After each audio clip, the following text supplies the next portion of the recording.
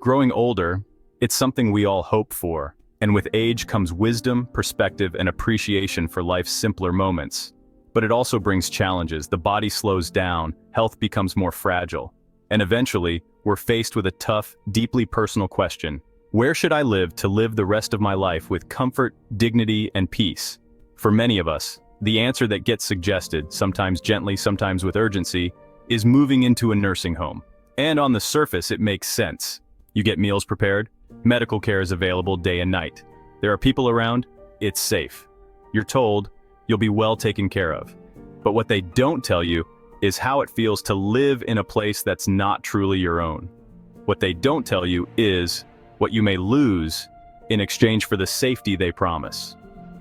And I want to talk about that. Because if someone had told me these things before I moved in, I might have made a different choice, or at least I'd have gone in with open eyes. So, here are the 6 overlooked truths I wish someone had shared with me about nursing home life.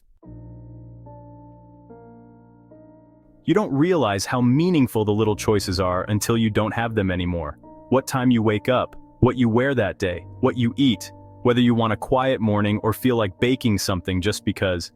In the nursing home, things run on a schedule. You wake when they wake you, eat when they tell you, take your medicine when the cart comes around, shower when it's your turn.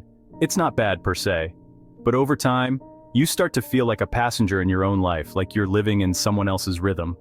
One morning, I remember asking for eggs instead of oatmeal. The aide looked at me with sympathy and said, "Sorry, that's not on today's menu." That tiny moment stayed with me, not because I didn't get eggs, but because I realized I wasn't in charge anymore. At first, when you move in, everyone means well. Your kids call every day. Your grandkids stop by with cookies and school drawings. They hug you tight and say, "We'll be back next weekend." But slowly, real life creeps in. Their schedules fill up.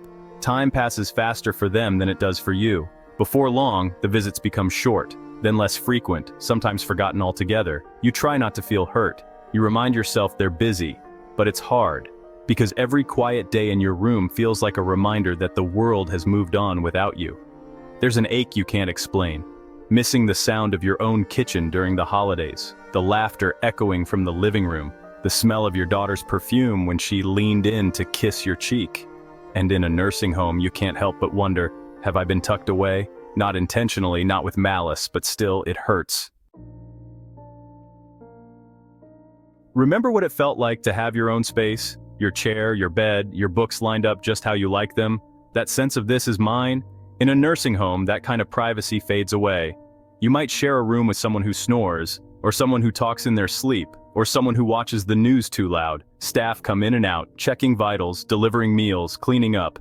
And while they're kind, there's always the sense that you're never truly alone. There were times I wanted to cry, not out of sadness, but just from needing a release. But I held it in, because when someone can walk into your room at any moment, even your emotions start to feel like they don't belong to you anymore. I've met aides with hearts of gold. I've seen nurses work 12-hour shifts with barely a lunch break, but they are overworked and underpaid.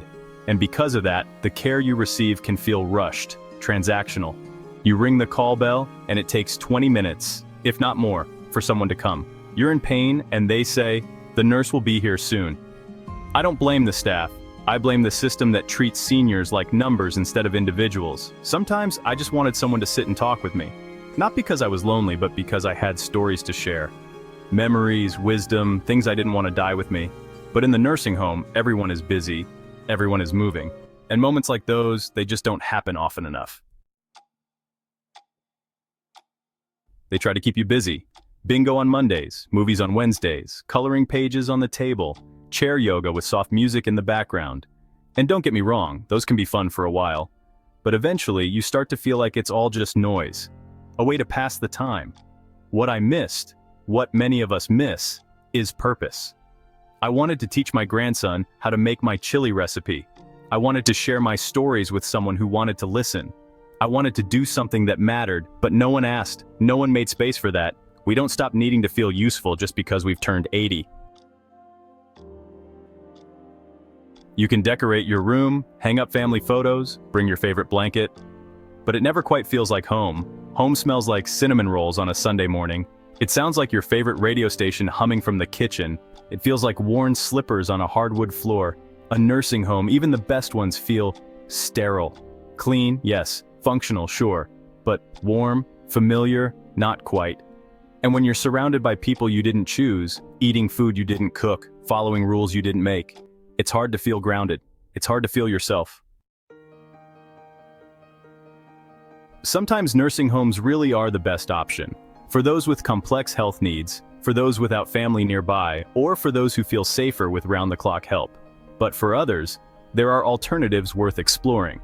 In-home care that lets you stay where your heart is. Moving in with family if that's possible and wanted. Senior co-housing where you have autonomy and friendship. Community support programs, adult day centers, or respite care.